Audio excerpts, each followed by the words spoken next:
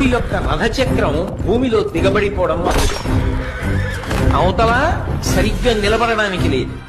భార్గవాస్త్రమా జ్ఞాపకానికి రావట్లేదు. అర్జునుడా బాణ పరంపర కురిపించేస్తున్నాడు. రథమా కదలదు. ధనస్సా విరిచేశాడు. అయినా ఇంకొక ధనస్సుని బాణాన్ని తీసుకుని యుద్ధం చేశాడు. ఎంత గొప్ప యుద్ధం చేశాడంటే గాంధీవం యొక్క అల్లెతాడు కట్టే ముడి విడిపోయేటట్టుగా ఉంటాడు. మళ్లీ ముడిని సరి చేసుకుని అర్జునుడు యుద్ధం చేశాడు. అర్జున, నువ్వు రథం మీద ఉన్నావు, నేను భూమి మీద ఉన్నాను. నా రథచక్రం కుంగిపోయింది. నేను ఇప్పుడు బాణములు వెయ్యలేని స్థితిలో ఉన్నాను. అయినా నువ్వు ఆపకుండా బాణప్రయోగం చేస్తున్నావు. కొంతసేపు బాణప్రయోగం ఆపు.